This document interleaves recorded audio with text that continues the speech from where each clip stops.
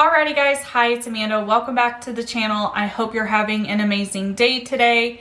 As always, if you're new or returning, make sure you're subscribed to the channel. If you like what you see, give the video a big thumbs up and leave any comments, questions, or concerns down below. I will try my best to see you guys there. So this video is slightly clickbait, but not 100%. And I want to explain myself, explain what happened, and hopefully help others who may experience something similar who are currently in a predicament and maybe don't know what to do. I want to just explain what I have experienced, what happened, what I'm doing, and how I'm moving forward with my content and my channel. So the title of this video is that I quit. And I do quit. I quit my 9-to-5 job that I had. Most of you guys know, and if not, I will say here, I was a probation officer / case manager in my area, working closely with a couple of different other agencies. And I had that job for a year. I liked the job. I loved working with the community as a social worker. I prefer to work on a micro level with individuals versus a macro level, because in my opinion, when you work on a micro level, it can affect the macro level of things. So most of the work that I have done within my degree have been on a small scale with individuals. I really like this job because I was working hands-on with my clients and helping them through the situations that they were in. So I loved my job in that aspect. I did not like the politics that came with this last job. And I had been struggling for several months to really figure out what was going on. And it was a new company that had started up. They've been up for a few years, and there were still a lot of bumps and rough roads. And as the program, they would say, if we have any suggestions, you know how most jobs do, if you have any suggestions or anything like that, that they wanted to hear our feedback to maybe better or change the way that policies and procedures were done, because it was a growing new program. So over about 6 months into having this job, there were some things that I observed and I was experiencing that I would bring to my upper management and express, whether it was a concern with how policy was or if it was something that was like a personal issue. I would talk to management, not in a complaining manner, more as, hey, this is something I'm facing. I think if we did it this way versus the way we've been doing it, it may be more efficient or more effective. I had a lot of conversations like that. And I learned after a few months that although I was being told by management as well as everyone else in the program, there was about 15 employees, that when we would suggest things, there was never any follow through. There was not any appreciation for the employees and the work that we did, which can happen. However, it was being said things were happening and were going to happen, and that we were going to be updated and things like that, that continued over a period of a few months, weren't happening. And I started to have these conversations with my direct management about how their lack of follow through when they were promising these things was affecting how I felt in the workplace. And, you know, I had worked with them on maybe ways to better that, to prevent like continual downward spiral that I was feeling. I was starting to feel unmotivated at work. I was starting to feel unappreciated. And this all had to do with management. It had nothing to do with my clientele. And I was continuing to have these conversations every month. After about the 8-month mark, I started to have these conversations, and I went through the chain of command with these conversations. And once I was finally like to the top of the rung on management, I was feeling very frustrated. This started about 3 months ago.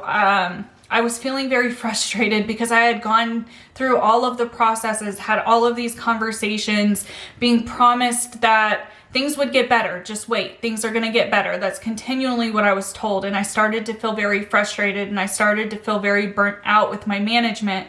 And I started to take on things that weren't a part of my job duty to try, because they would say if this was done, then we could move along quicker with whatever it was that needed to change, or that they was saying were going to change. So I would take on additional things to do that were outside of my job title.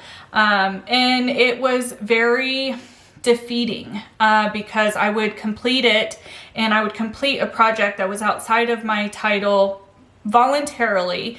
And when I would say, okay, this is done, can we kind of readdress this policy and change this way that this is being done? And I was given a roundabout or an excuse. And I was, again, still feeling kind of bad, but trying to just keep pepping myself up. And then comments were made by the head boss of this program that were really out of line and really inappropriate. And I had addressed it with them and with the person under them on how I felt it was very inappropriate. And I would appreciate it if those kind of comments weren't made to everyone, and that they were made to just me and maybe move past it. That did not happen. They were comments along the lines of, they don't think that I like them, which they were my boss. We weren't in high school. I was never mean to them. I did my job. They were hardly at the office anyways. And it was kind of annoying to have my coworkers be like, oh, did you hear that boss's name said that you didn't like them? Or they would try to joke it off in all staff meetings. And that was extremely inappropriate. I'm a very professional, to the book kind of worker. And that started to really, really affect me, to the point that I was having issues at home, not serious issues, but I was picking fights with my husband. I was not wanting to do my normal chores like cooking. I didn't really want to cook. I didn't want to clean. You know, I started to like really fall into this slump where when I wasn't at work, I was dealing with the residuals of feeling unappreciated, feeling insulted, feeling kind of mistreated by my management. When I was coming home, I was trying to, work through all of that. And I did this for like 2 months. And it kept getting worse and worse. I was having a hard time waking up and getting to work, knowing that there was all of this heap of issues that I continued to try and bring to their attention that they continued to just put back on the shelf. And about the last week I was there, I brought everything to the table to one of my management, and I said, listen, this is all going on. I really feel like at this point I need to file a formal complaint with Human Resources because X, Y, and Z. And they were all of the issues and all of the things that had been going on for the previous 4 months, right? And that management kind of talked me out of it and gave excuses and all of this other stuff. And I was, in the moment, I did not really comprehend what was happening. I was just like, oh, okay, that makes sense. Okay. And I went and that night when I went home and I was thinking about it, I was like, man, I was really kind of manipulated into not bringing some serious issues to management, to HR, because all of management would have been affected by my concerns. And I felt even more upset and more frustrated. And so we went into a long weekend that I happened to have been alone for. And that whole weekend, I really sat and reflected and tried to be self-aware of everything that had been going on for the past few months. And I started to make correlations that all of this work stuff that was happening, individually, I wasn't compiling and seeing that I was being unappreciated. I was kind of being misused in certain ways. I was being tasked to do things way outside of my job title, and in an effort to try and better a different situation for myself and my coworkers, I realized that I was in a very kind of abusive work environment, and it was very much affecting my mental health, and it started to affect my mental health to a point that I realized I had been in a pretty significant depression for the past several months. And over this weekend, it was really hard for me. And when I was finally able to have the conversation with my husband, when he returned, because he was not home over the weekend, the second he walked in the door, he could tell something was on my mind, that, you know, we ended up having this conversation, and I had repressed how I was feeling to everyone because I was just trying to fight through it. And I didn't know that it was so much affecting me in the moment. And when I was having these conversations with him, he really was able to understand and see, and even himself point out how I had kind of deteriorated over the past couple of months. And of course, when big things would happen at work that would really push me over the edge, I would have a conversation with him when I got home because I would be frustrated. So he kind of aligned it as well on his own, and he felt bad that he didn't recognize it sooner. And of course, I reassured him that even if he had acknowledged it, I was not willing to acknowledge it at the time. So I had this conversation with him, and it was a plan that I was going to work through the next pay period. And if I needed to give notice because of that, I would. However, that week ended up being the end of a pay period. So I gave my notice that last week, and I quit my job and I walked out. And the second I walked out, I was overwhelmed. I was scared. I had a plan. I have been working on my crafts and building that as a business since before I even knew all of this. So that was what I had discussed with my husband, that my focus was going to be in my job moving forward, was going to be my crafting business. And I would put all of my heart and soul into that and get that up and running. And that is what I have been doing for the past couple of weeks. I'm sure you guys have seen some of my live streams with me doing crafts and me kind of talking about that. And that's because that's where my full-time focus is getting my shop up and running. In the meantime, I've been taking orders through DMs and things like that, but I have my business up and it is running. The website will be up soon, and I am so much happier. It took several days for me to really purge all of my feelings, a lot of crying, a lot of conversations with my parents that were very hard for me to have. And it's still emotional because I hate feeling that I was defeated in a work that I really liked. But that's what it was. Like, the management, unfortunately, were not willing, despite how many times I had tried to have these conversations and have these heart-to-hearts and change what was happening. They were unwilling to listen. And the reality is there's a lot of corporate jobs that are like that. Some people can continue to push through and not care. For me, it was very hard because I had a corporate job at a state level previous to this job for almost 4 years. And I had none of the political issues, none of like the unappreciativeness, the being mistreated, being taken advantage of, and things like that. I had none of that when I worked at a state level. So it was very shocking to me to have had this experience for a brand new program to really not be willing to listen, even though they claim they were willing to listen. It was hard. And I dealt with several days of like residual, and I think I'm going on 2.5, maybe 3 weeks now that I think this is my 3rd week I've not worked. So technically 2 full weeks that I've not worked. And I am back to being pretty happy. I am back to being super motivated, waking up, wanting to get the day started.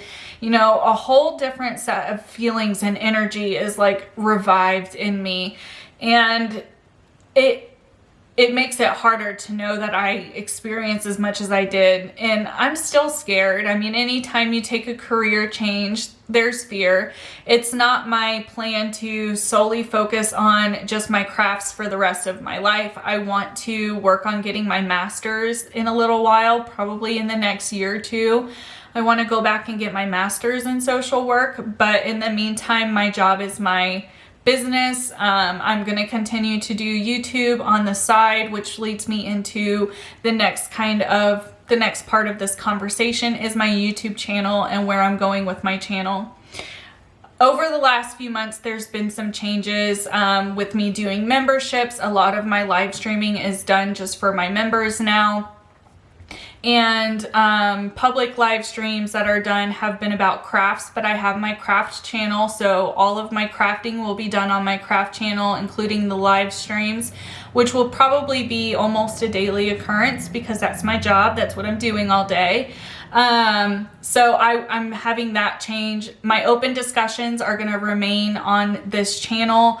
I am also going to continue to do commentary about YouTube stuff, and I'm also going to start incorporating, I did some case breakdowns of the Gabriel Fernandez case, and when I did that, I know a smaller portion of my audience enjoys that content, but I thrived in doing those videos, and I've been sent so many stories by you guys that I am so interested and so rejuvenated to really do the research and cover those stories too and those situations too. So that is going to be another part of my content change.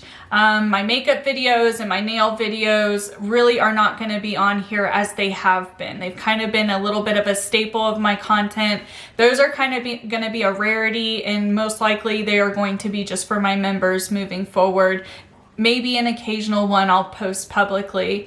But that is the content that I'm going to be focusing on. I'm going to have regular content again. Hopefully that'll start rolling out in the next week or two, where I will have pretty consistent content.